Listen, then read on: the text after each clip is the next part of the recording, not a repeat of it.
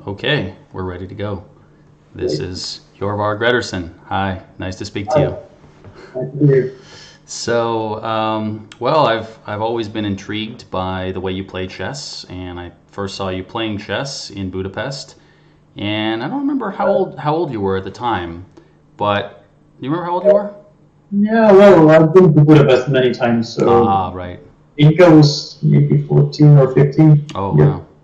Yeah. You made a really strong jump over a couple of years and shot your way up to GM, and it was really amazing seeing that you even won games against guys like Shirov. I mean, Shirov is a top guy. He almost played for the World Championships. So, first thing I want to ask is how how do you stay motivated? How do you deal with pressure under situations like that? Yeah, I think that the first thing a chess player needs to do is define his goals. Mm, If you're trying to be a professional, there's a lot of stress involved. There are a lot of upsets. I mean, you have to deal with a lot of just difficult things and difficult situations. But I mean, my approach has been for the last couple of years just to try to enjoy chess. I yeah. mean, I made the decision when I was about 21, 22, just to pursue chess on a semi-professional basis and just try to play when I wanted to instead of, forcing myself into playing tournaments that I didn't want to play or training when I didn't want to train. So I think that helped me a lot. Instead, like when I was 21, I was playing a lot of tournaments that You I didn't want to didn't play. feel motivated. I woke up late, I didn't prepare as well, and then I entered into a unknown line for me and just got Mm, crushed. And I mean, I didn't take any enjoyment out of it. So I think the first thing is just to define your goals mm, and be also rational. right. What are your goals? And the next step is just, like I said, try to enjoy it and just be prepared. Like when I play a tournament, for example, now I'm going to play the Reykjavik Open in around 4 or 5 days.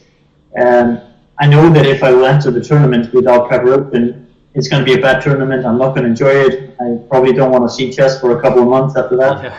But I'm just doing whatever I can to be prepared, to be ready to play at the level I am or even higher. So I think that being prepared, being ready for the challenge is also a really important thing. So that is I think my guide to being motivated is just decide when you want to play and, Mm, being fully committed into yeah. playing. I think that's really important. Yeah, it makes a lot of sense. I mean, I like what you said there about basically, if you're going to go be very serious about chess, you'll have some upsets. You'll have sequences where you might lose 3 or 4 games in a row. And one thing that really impresses me about Magnus is how so often people go, "Uh-oh, Magnus lost 1 game or lost 2 games. He's not going to recover. He'll never recover." And then every time he does, and I always say, don't worry, he's got this under control. Yeah, And no, he just knows that he's the best player. So I mean, if he loses a game, that doesn't change. So he just enters the next game thinking I'm better than you, which of course is a big plus. yeah, yeah, no, I really admire that about just as having that as an attitude and basically just accepting you'll have downswings, you'll have upswings, and that's why I also think it's a good idea to not get too excited about the upswings because sometimes people shoot up and they're a little bit overrated and then they drop down a bit and they get kind of depressed once they sink down just because they were initially a bit overrated. Yeah, I But mean, I think if you look at 90% of the top players, if you look at their rating scale, they went up 200 points, dropped down maybe 50, 60, stabilized, and then up again.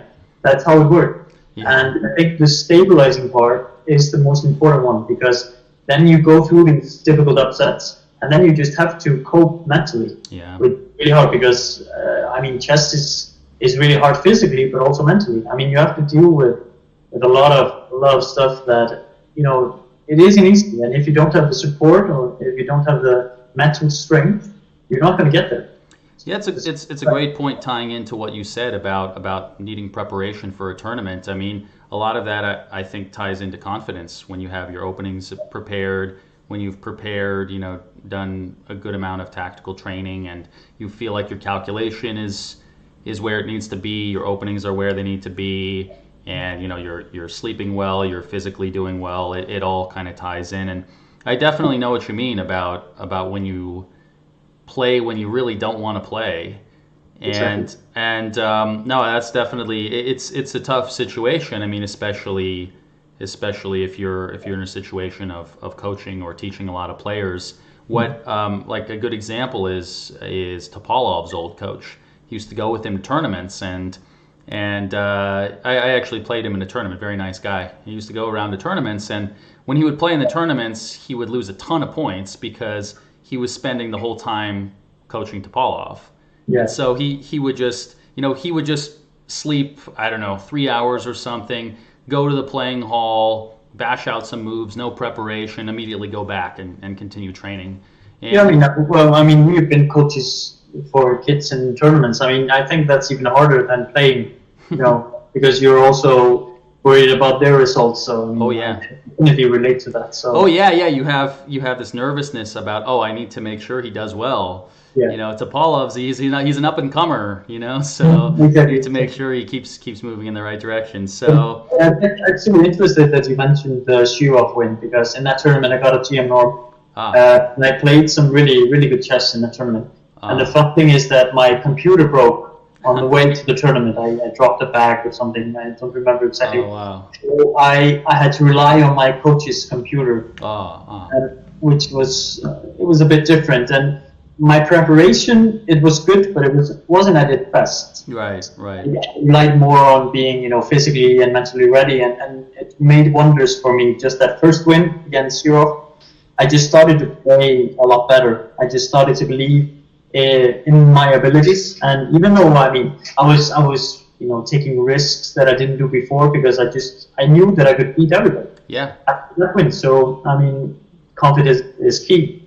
Yeah, Definitely. exactly. No, I mean, just because you're playing a great player doesn't mean the pieces move any differently for them. So Exactly. you just have to. I mean, I think I was most guilty of that in my game against Wesley So that I played in Iceland, and Mm-hmm. I was extremely fortunate to play a line that he happened to. I spoke with him after the game. Also, extremely nice guy.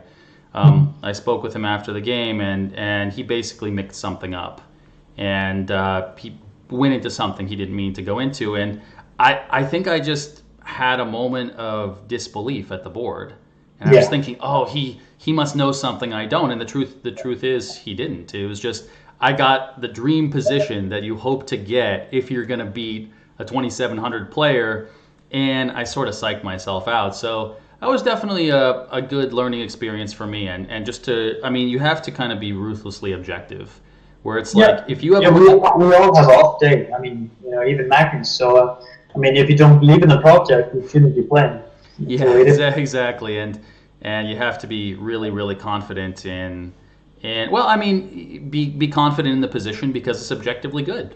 Not Yeah, not worrying about, oh no, what's my opponent going to play, because that's, I mean, you win a lot of points by playing these great players. So when you're playing the position, you're not playing the opponent. So, yeah, Bobby Fischer, yeah. yeah. So who would you say was your biggest chess idol growing up? Well, I must admit that when I was growing up, I was quite lazy. I just wanted to play, and play and play every tournament I could play. And afterwards, I went over my games, obviously, but focusing on specific players wasn't something I did. Uh, So basically, the Icelandic players, the Icelandic legends like Gretarsson and Olafsson, Olafsson, yeah. yeah, some really strong players, and I mostly follow their games. And of course, I've been coached by them all. So I think they were, my biggest, what would you call it? Like they were my models. Your models. Yeah, Yeah, I've they definitely were, I've yeah. definitely heard Olafsson talk about chess a bit, and he one thing he stressed is just how useful it is to know about the development of an opening and just kind Yeah. of see how the great players shifted the theory in the line, and how players like Fischer, for example, they knew how everything came to where it is today, and just how it kind of it also builds your understanding of a certain opening or position type when you see, oh, this is how it started out, but then there was this crushing game, and then things shifted this way, and then they shifted this way. Did you ever see the book Revolution in the '70s by Kasparov? I've heard the name, but I haven't read it. Okay, that's a good one to check out. Just because I like how he does that, how he kind of ties in just different openings and how they developed in the '60s, '70s, '80s until now. Mhm. So, and do you have a specific type of thought process when you're at the board and you're thinking? What is Well, it like in your head when you're playing a yeah, game?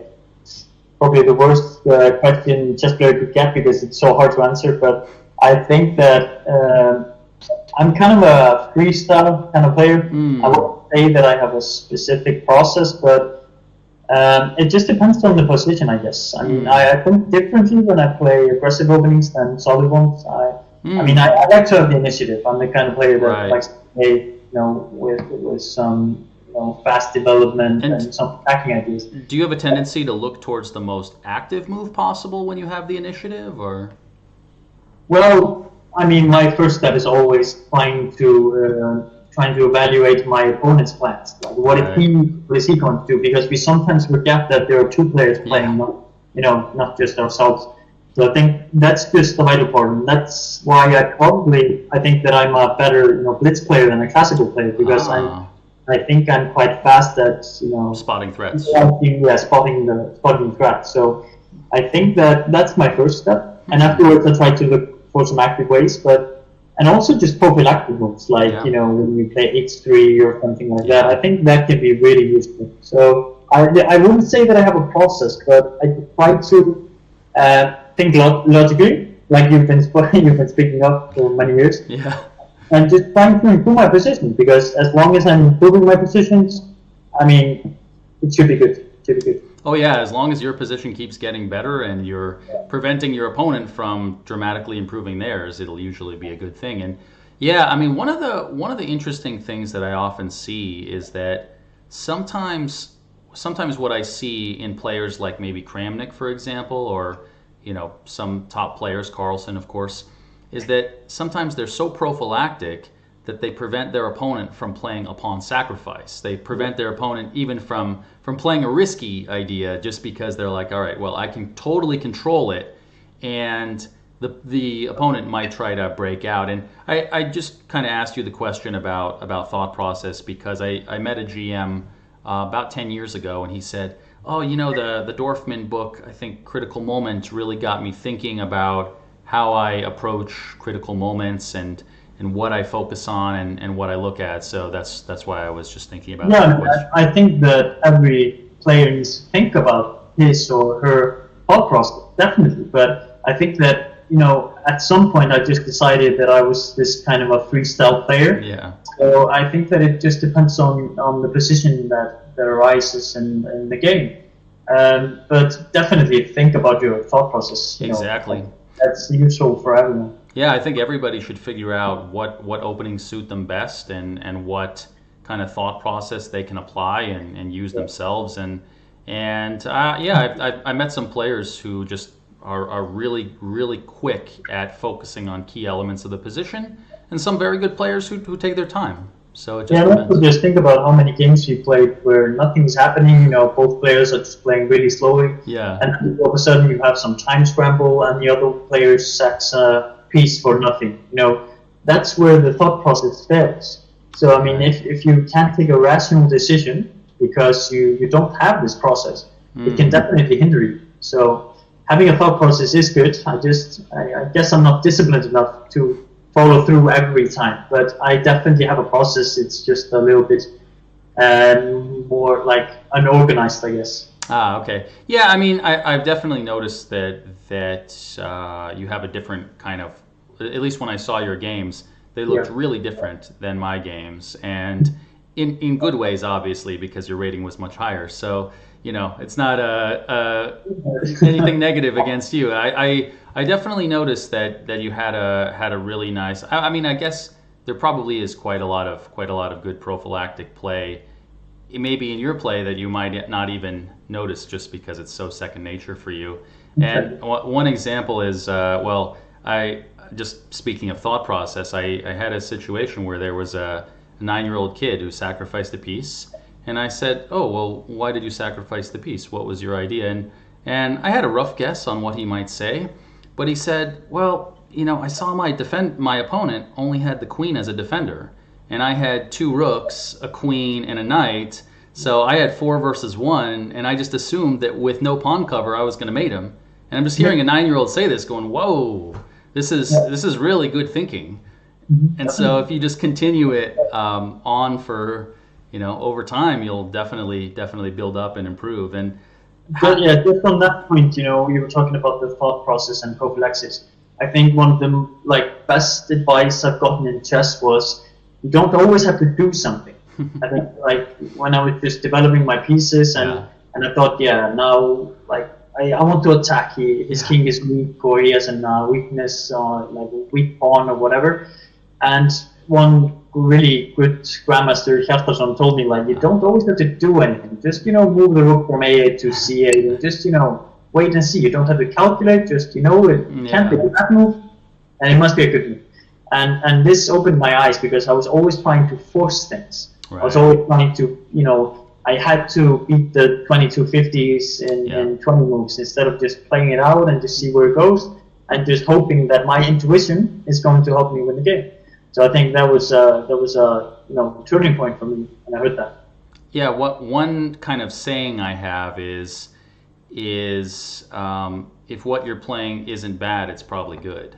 Yeah. So if you play a certain opening and you conclude, you know what, I can probably never end up worse playing this way, even if it's something that might be timid. Then you play it with white, for example, and you realize, hey, I can never end up worse here. Maybe I'll score 65% with white, playing something unexpected because the opponent also doesn't take it very seriously. And how many times have you played a computer and it doesn't really do anything? Just plays like A3, whatever, and then you just lose the game and you're thinking what happened? Yeah, I mean, it was just waiting for you. Obviously it wasn't waiting, but it's basically waiting for you to make a weakness. Weaken your position in some way and then just attack. So I mean, you could definitely learn a lot just from playing, trading games with a computer, which I know you have done quite a lot. Oh yeah, no, I mostly do it to play Blitz, to kind of see what sorts of ideas it's going to play and what sorts of new, unexpected things. And when I'm playing Blitz, of course, it doesn't have that much time to think. So I'm getting some maybe more unusual ideas that you might not see if you analyzed it for a really long time, which is also nice because it's still obviously beating me, but it's beating me in unusual and interesting ways. So we also make the mistake that when we see a really dull and boring opening, that we can't lose in it.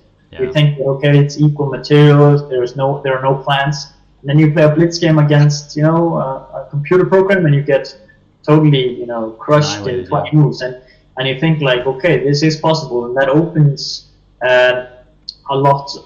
It opens your mind to different ideas, just to play some solid and some would say dull opening, but still, I mean, there's definitely a chance to play for a win, like Magnus has showed us. Oh yeah. In the games. So. Yeah, and also Artemiev winning the European Championship. I was looking over his games, and he's mostly playing a c4 or knight f3 repertoire, and he played one game in this Tarrasch variation, and with white he played something that was like an exchange French type of pawn structure, and I had never even really analyzed it because I just thought, oh, that's pretty dull, pretty equal. And then he just plays it so energetically, and then he wins against a 2600 player. And just think about Kults and Caruana. They played these 12 games. Most of them not that interesting, I would say. Really timid openings, and I mean, it was just steal to steal.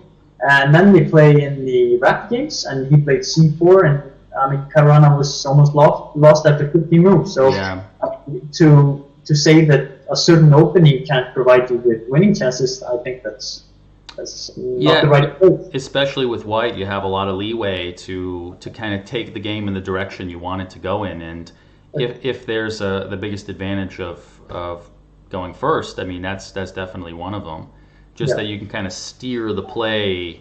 And I've had games where I saw somebody was, for whatever reason, statistically really bad in a certain opening. And I might not have played it otherwise, but I said, this guy's only scoring 30% in a certain opening, or 20%, so I should go for that. And that's also one of the benefits of being very flexible. So how would you describe yourself as a player? Well, Another difficult but interesting question. Uh, like I said before, I'm kind of a freestyle kind of guy, but I have some preferences in chess. Like I like knights over bishops, for example, which is really weird to say because I like the initiative, but there's something about knights. Some people call me Ginger Karpov, not because of my strength, but more of my preference to knights. But I like the initiative, and I like to get on the front foot when I'm white. But also, actually my mom, who doesn't have any knowledge of chess, noticed when I was kind of 15, 16 years old, when I was worried about being black twice in a row and it was so hard, and she was like, I think you actually scored better with black. I was just like, no, well, it was actually white. My score was, something, above 50% with black sometimes. And I think the reason for that is that I'm prophylaxis, so I just, didn't provide my opponents with weaknesses, and then they attacked, ungrudgingly, and then I could, benefit from that. But I think that, I like to get on the front foot with white. I like to have the initiative, but I'm also able to play calm positions. I think I should probably not say this on camera, but I think my biggest weakness is probably calculations, because I've never been a really disciplined player. I'm the guy who walks, through the chess ball looking at other games. Right, so right, me too. When I enter like a clear-cut calculation position. Really long calculation, you mean, or? Yeah, just raw calculation. I sometimes make mistakes because I rely on my initiative, my intuition, a bit too much. So when you reach a certain point, when you're 2,500, and you're playing these really strong players, sometimes relying on intuition solely can sometimes hinder you.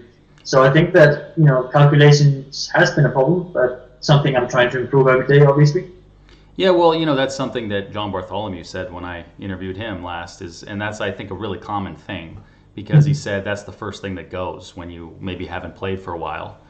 And yeah, I definitely feel like most of the skills in chess are just kind of a lifelong process. You're always trying to keep improving.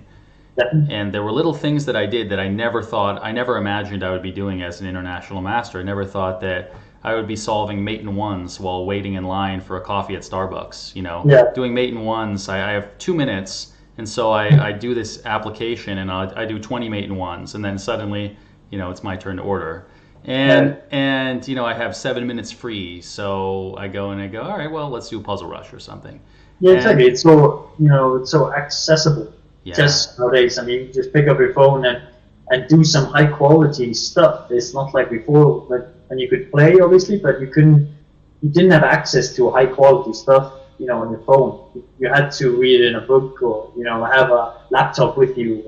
So, for a semi-professional who's studying as well, it can sometimes be a problem actually when I'm studying. I just want to play some chess online, do some Puzzle Rush or any other stuff that they have on Chess24 or Chess.com or eChess. So it's quite interesting.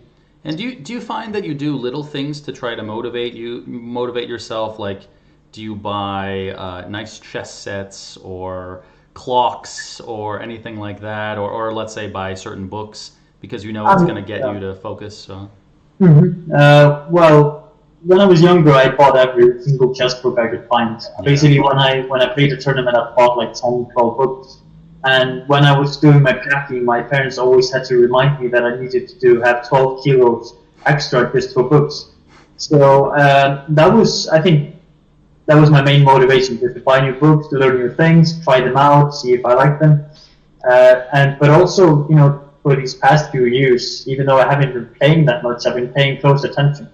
So, like when I enter a strong tournament like Reykjavik Open, I feel like I have some ideas. I'm not like coming at the board playing some. You're not there naked, you could say, I guess. Yeah, exactly. I think that I consider myself being prepared, but we'll see how it goes.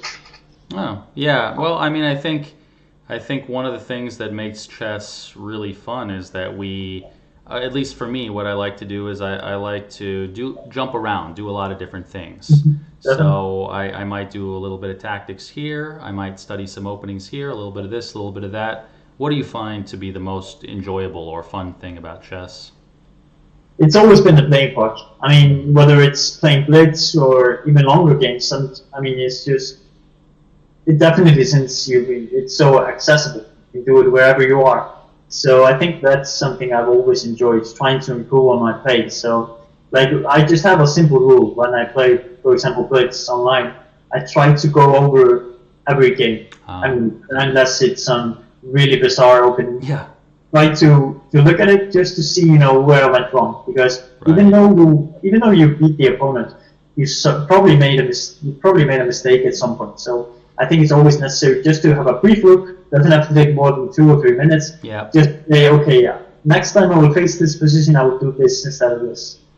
Yeah, I think that's a very good attitude. I think some of the best blitz players, like I've known a lot of the players who were in the top 10 on ICC a while ago. Yeah. 2000, let's say 2010 or so, who were in the top, 1 minute list or 3 minute list, and most of them told me the same thing. They would play tons and tons of blitz games, maybe marathon blitz sessions, and have 50 games, and then they would take a certain day, maybe a few weeks later or at the end of the week, and they would just go through all the games, and they would just go, all right, well, and I knew a guy who was making a list of all the opening surprises he was dealt, and then he would just go, all right, I'm going to check these 5 openings, and I'm going to make sure I computer check this, because if you check all 50 games deeply with the computer, that's too much. So you just check. So one of them, oh God, what was his name? One of them played blitz against one of these 2,700 guys who plays on ICC. It's not Malikov. Okay, I can't remember his name.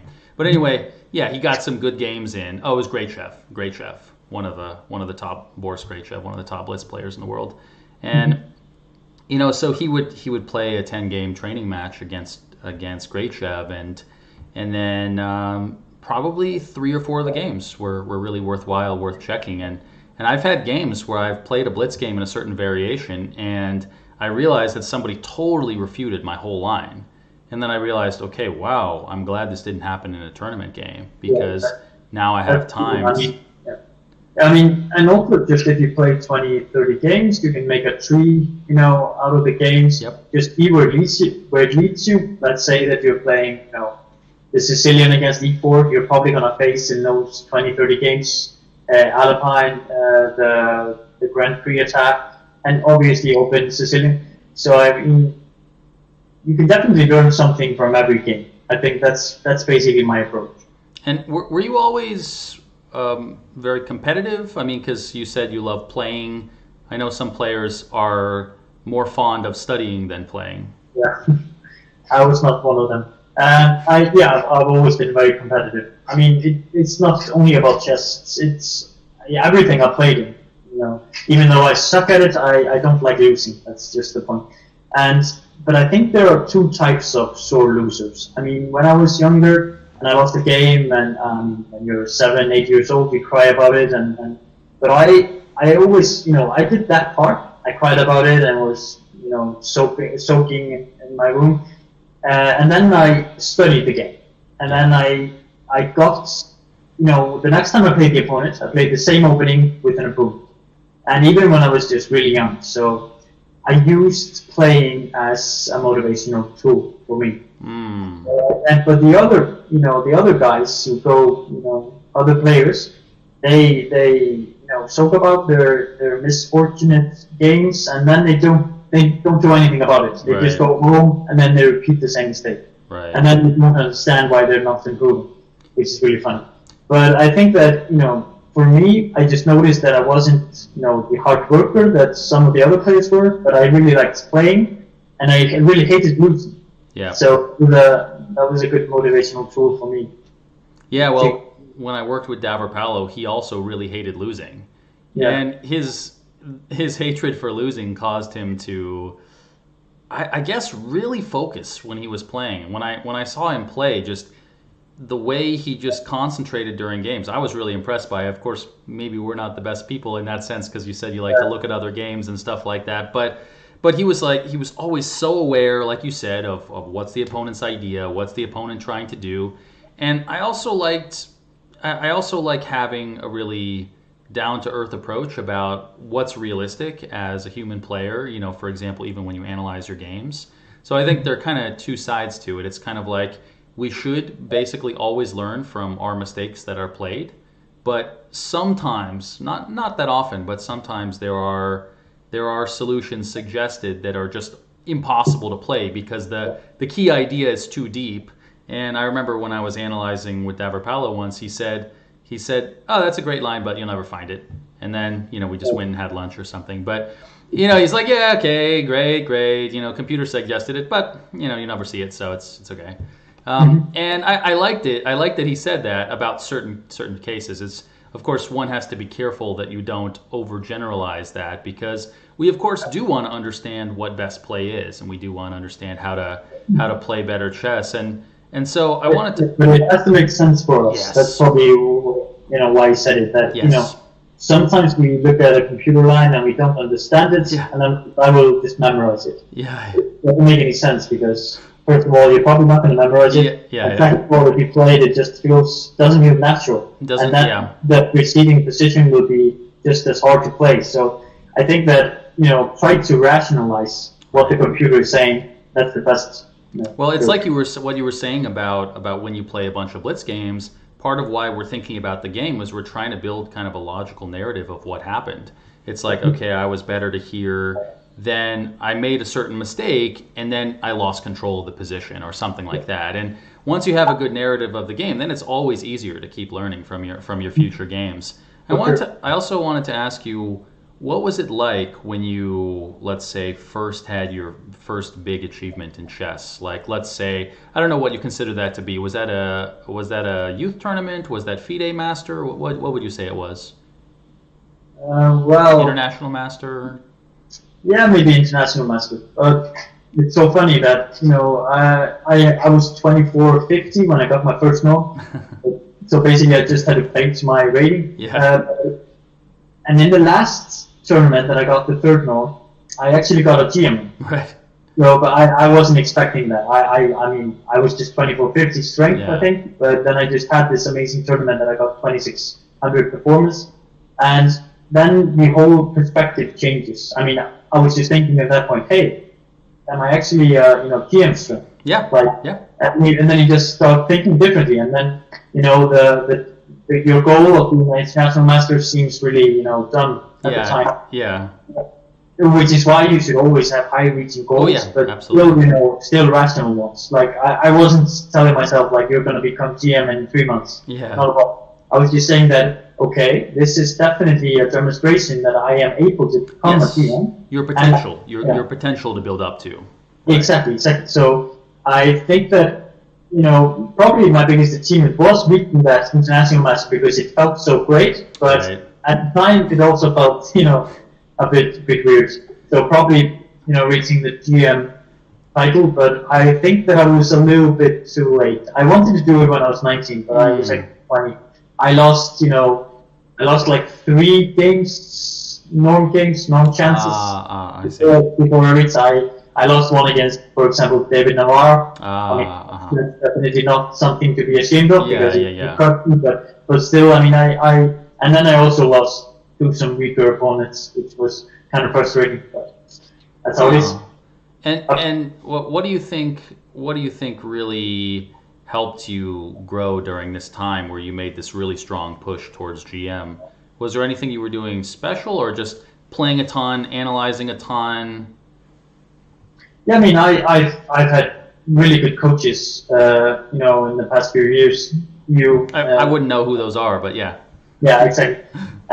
So I think that I got different perspective on chess. Just like one coach that I had just said, you have to work 8 hours a day, otherwise you're not going to become a GM. Another one said, just play as much as you can. So you get these different perspectives. Right. And there was probably none of them was 100% right, but they all had, definitely something about them that was true. Yeah.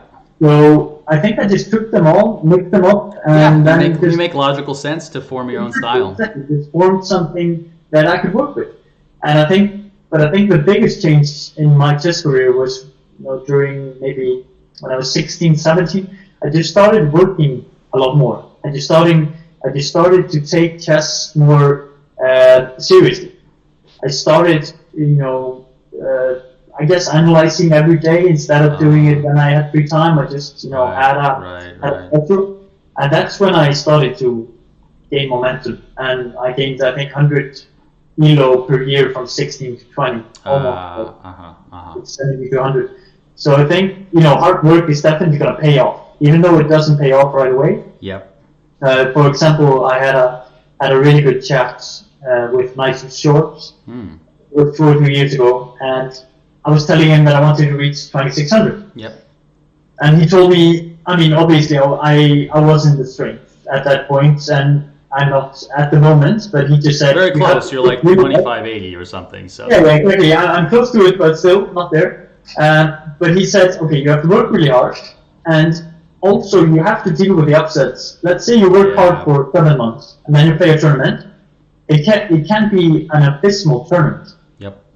I mean, that doesn't mean that you haven't improved. It just means that, this particular tournament was bad. So he told me that if I really wanted to make the push, I would need to play a couple of tournaments. I would have to work really hard and then play maybe 6 or 7 tournaments a year. And then at the end of that year, I could say, okay, I haven't improved. So that was really interesting for me, because basically what he was just saying that, when you work hard, it doesn't really, you don't really achieve your goal right away. It can take some time. And that's something that, every chess player should take up, I think. Yeah, well, he's a very wise person, so you chose the right guy to have that discussion with. And how did that come about? Were you just having dinner and he said, oh yeah, by the way, here's some great life advice? No, we were actually playing a match in Iceland. We played 6 rapid games. It was 1.5 after the first day, and then he completely crushed me in some dull Queen's Gambit lines. Yeah, just like we said, it might seem dull, but there's a lot. Yeah, exactly.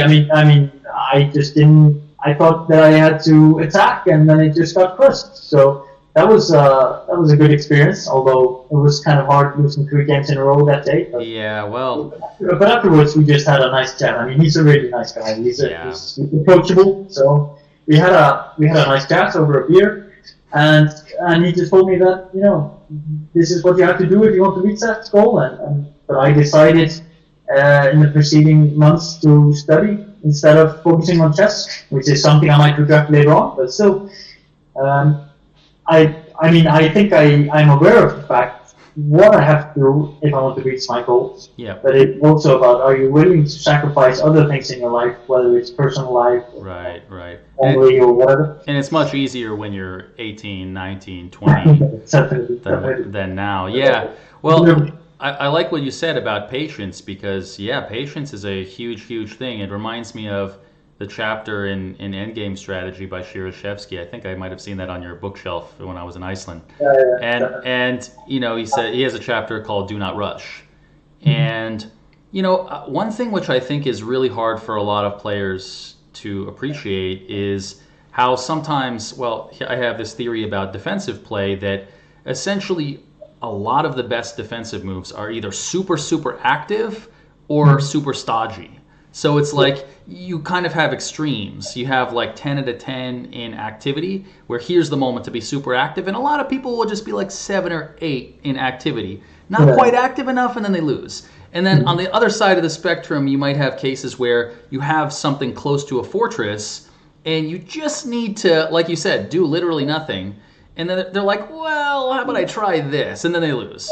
And so you have these two sides to super concrete positions where it's like, oops, I didn't go to the extreme here, and I didn't go to the extreme here. I think that's really hard for people to appreciate. And that's definitely why that's why I try to hold back on being too dogmatic, to being telling people, oh yeah, you have to always be active, or you have to, this or that, because it really depends on the concrete situation.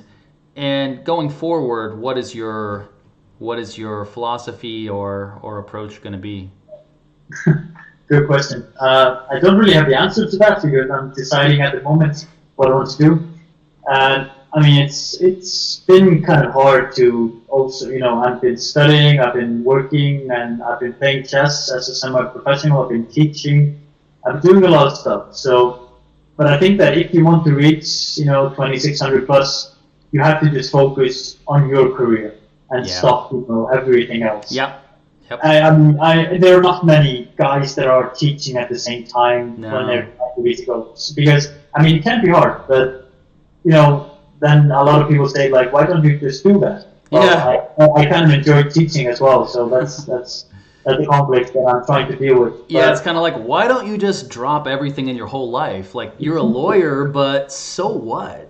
Yeah, it's Exactly. So I think that's the most difficult question that you have to answer when you're a chess player. Like, are you ready to sacrifice everything. all of the stuff that you could have? Which Yeah. could be, it's just hard when you just imagine if you're playing 10, 11 open tournaments a year and you have a family and all that. Can get quite hard. So I decided on being more of a teacher than a professional, but that might change. Maybe in the near future, I might want to play more.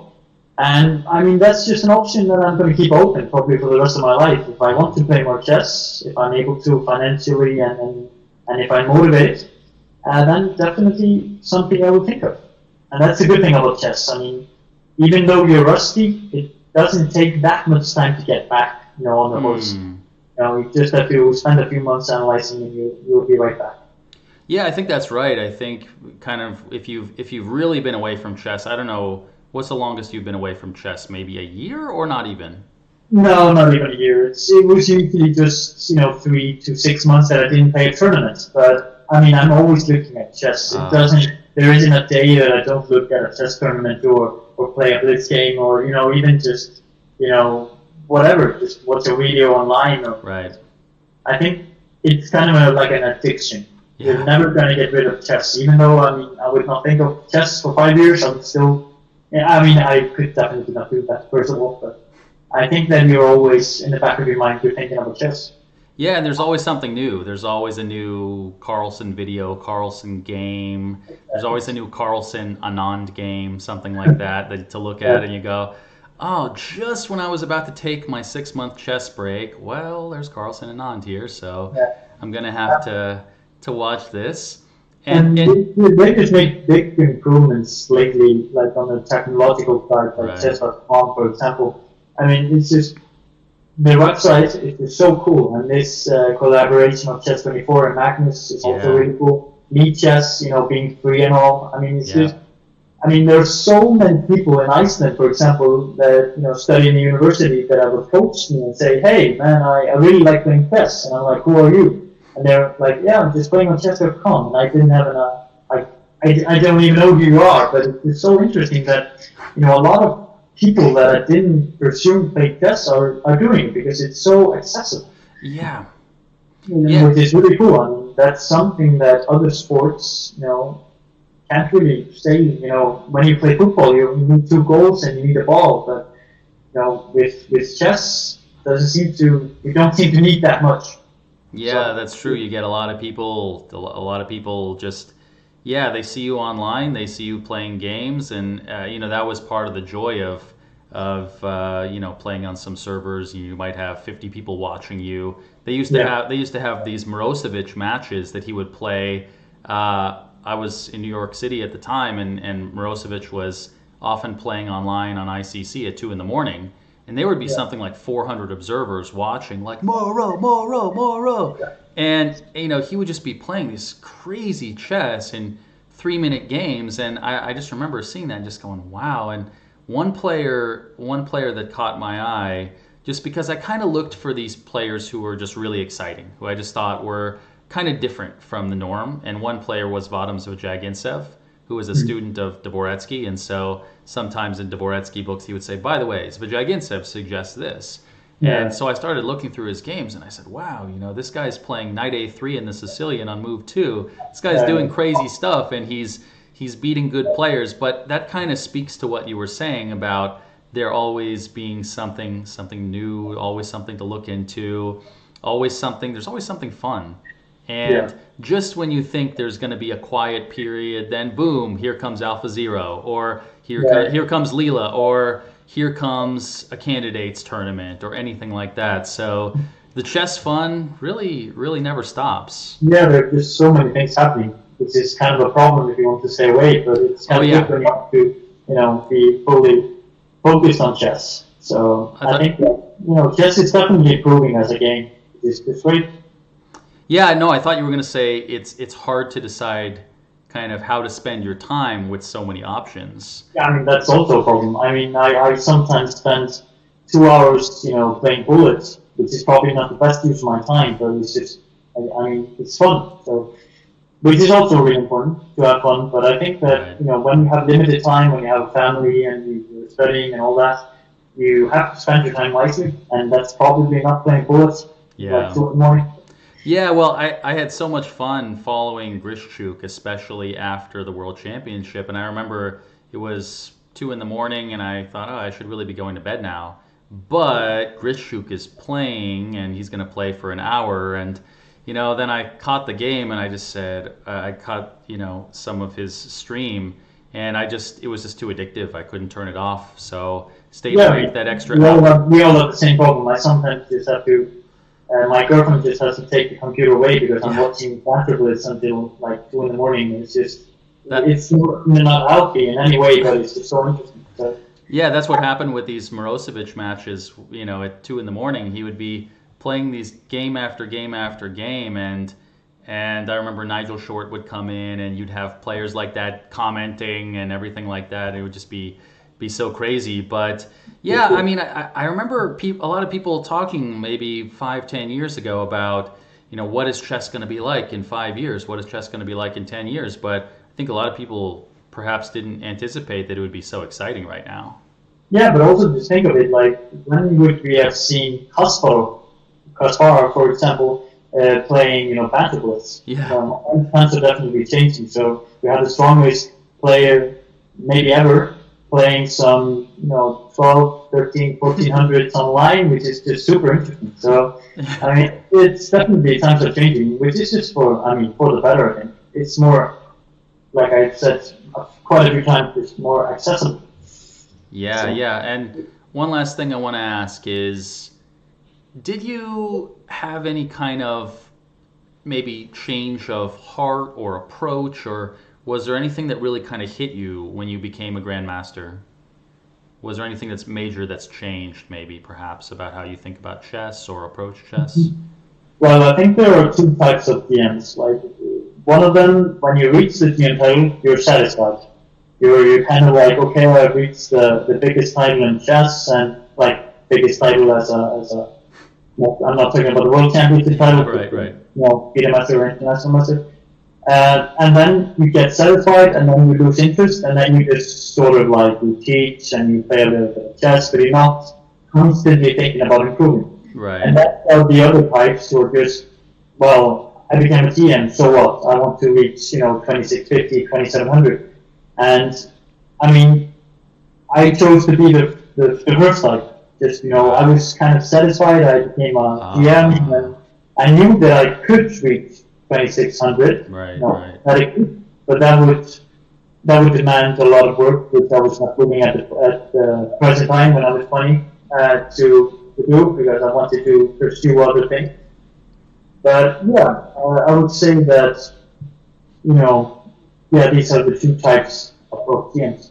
And are you playing? Do you, for example, take maybe league matches very seriously, or how does that work for you? To just tell you one thing really quickly, when I was coaching Davor Palo, he was kind of like, I asked him, you haven't played chess in 8 years. What made you want to come back? I think he had the chess bug too, but Yeah. he basically said, well, I would like to try to win the individual championship, and I would like to try to win the team championship. And Yeah. so he thought kind of basically he was going to play and just try to win these things. And it's very unpredictable. He ended up winning the tournament, and it was very, very fortunate. It was very lucky, actually. But you need luck in chess. So Yeah, definitely. I mean, I'm also thinking about these goals. I want to be the Iceland champion, and I won the league with my team, and these things are important. But I also just think that when I decide to play, I'm fully focused. I'm not, doing it when I have other stuff to take care of. When I play, I'm thinking about chess from 8 in the morning to Yeah. when I do the street. So that's also been a big change in my life, that instead of playing when I need to play because somebody else wants me to play, Yeah. I play when I want to play. No matter, the financial side or whatever. When I'm interested in playing, I play. Otherwise, I don't. I think you have a great point there. And do you ever have it so that do you enjoy playing in the league, or is it something that you sometimes have to do that you don't always enjoy? I really like playing the league. The reason is that I think the only thing that chess is lacking is the team. Team element. Soccer and basketball have that you don't really get. You're not really helping somebody else, or you're not letting somebody else down when you lose or win. Right. But I get that feeling when I'm playing in the league, so it's kind of different, and I kind of enjoy it actually. So I try to play. I play the Icelandic League, and I played the British League, and I kind of like it. It's a nice atmosphere to be in. Is that about 20 games a year or so, or? No, it's a lot fewer. It's around 9 each season. It's a close. Is it 9-9? I mean, like 18 between the two? No, so it's just 9 games, 10 teams, just one round. But they're trying to make it a little bit more interesting. Probably make it a double round or change it a bit. But it's actually quite strong. Like one season I faced Elyanov and Gawain Jones and some other 2700s. So it's getting always stronger. Yes, I agree. Yeah, when I was in Iceland, I met Elyanov, also a very nice guy. Yeah, he's just a really nice guy. And he's been to Iceland many times. Yeah, no, that's the great thing about the Reykjavik Open. You go there, and it's kind of like, in some sense, it's kind of like the who's who of chess. You're like, oh, there's Nigel Short, there's Wei Yi, there's Wang Yue, there's Dominguez or Wesley So, and I went up to Wei Yi when I was there, and we just started talking for 45 minutes, and I don't think he even knew who I was. But he's like, all right, here's this guy. He seems to know something about chess. I don't know. I mean, I'm just guessing what's in his head. He might be a GM or an IM or an FM, who knows? But I like where he's going with this conversation, so let's just keep going with it. And the Reykjavik Open has been a great chess festival. I mean, they've all been here, and it's actually quite funny that when you come to the Reykjavik Open and let's say you win the tournament, it's usually you have a really good next year. For example, Moana beat the tournament. I won the tournament. Iri won the tournament. I don't know if Wesley So won the tournament, but when Wesley So came here, it was 26-70. The next year it was 27-70. Yeah. They're just about to make that breakthrough, and we have some really exciting young talents playing this year. Guys from Iran, and we have Arjan Tari from Norway. We have some really good players, so it's gonna be interesting. Yeah, when I was in Iceland for the Reykjavik Open, they give you a little meal ticket if you ask for it, and you're gonna go eat, and guess who's at the table next to you every single day? It's Giri. And you're like, oh, there's the world number 4. Let's go talk to him. And and then I talked to him, and it's like, oh, he's another really nice guy.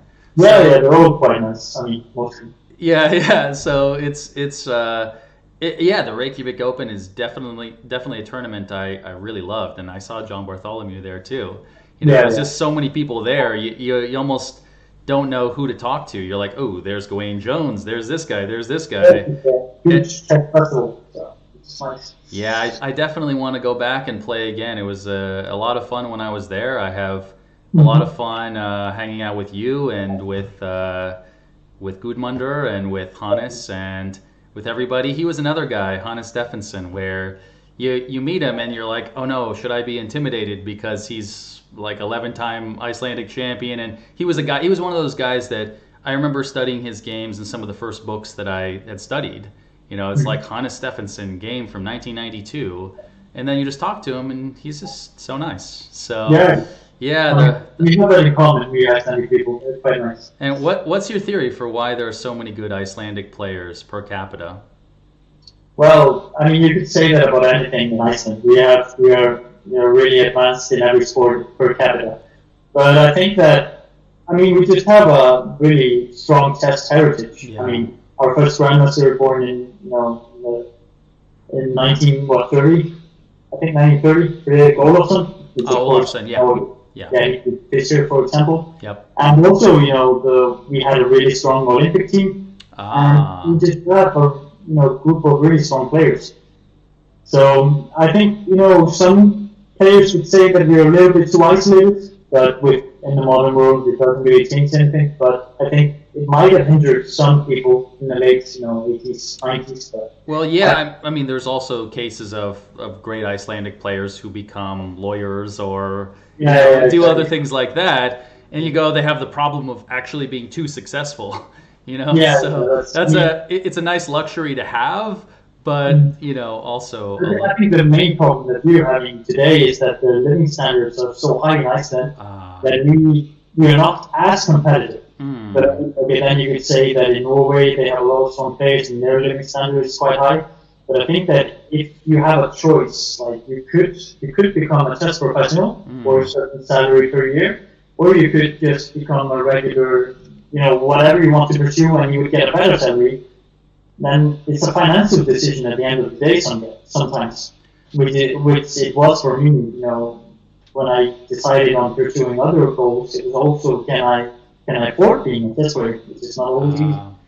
Yeah, it's a very tough choice. When I was in Norway, just as a FIDE master, I put an advertisement in at a local chess club, and within maybe 3 days or something, I had 3 or 4 students, and I was really amazed. And there would be 8 or 9-year-old kids who would be like, I want to be like Magnus, and it was a really good mentality to start with, and really nice to see super motivated young players. So.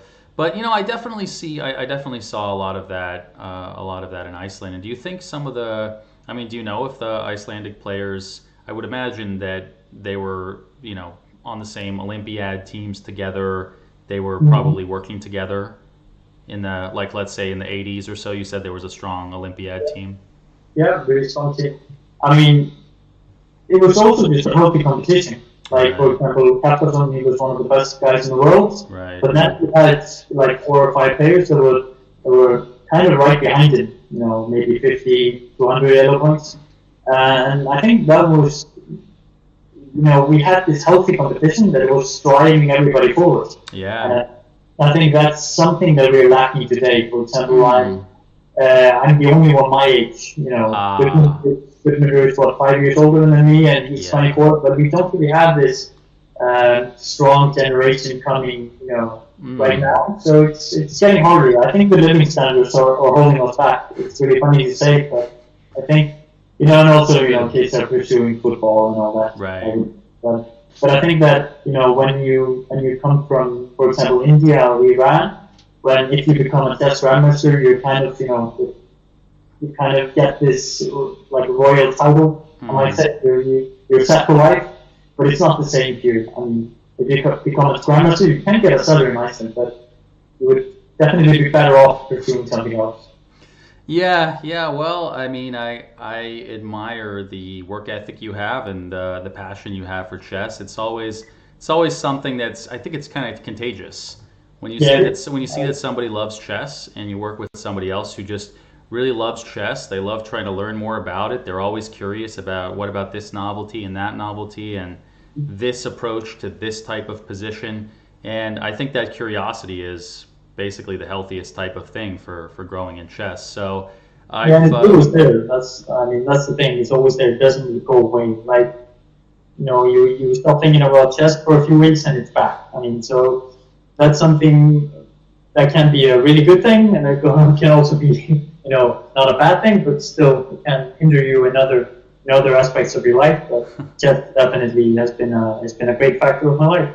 Oh yeah, no, I've been extremely fortunate that the opportunities chess has given me. Like I said, even being able to be connected to you and so many players nearby, and that's just something that I couldn't have imagined 10, 15 years ago. So it's really I always tell people that the chess chess opens doors. It can sound cliche, but really that's actually how I start every chess presentation in Iceland. I start off by telling especially kids when I was 13 years old and my friends were saying, hey, I'm going to Denmark to play football. And then I said to them, well, I've traveled across Europe to play chess. So it definitely opens doors. Definitely. Yes, it does. Well, I hope you keep your enthusiasm and passion and love for the game to keep moving forward and working hard on chess. I really enjoyed this conversation. Yeah, me too. Me too. It's good So, conversation. this was Grandmaster. Please say your name. I'm so bad at pronouncing names. Yeah, Hjörvar Steinn Grétarsson. It's Hjörvar great. Steinn Grétarsson.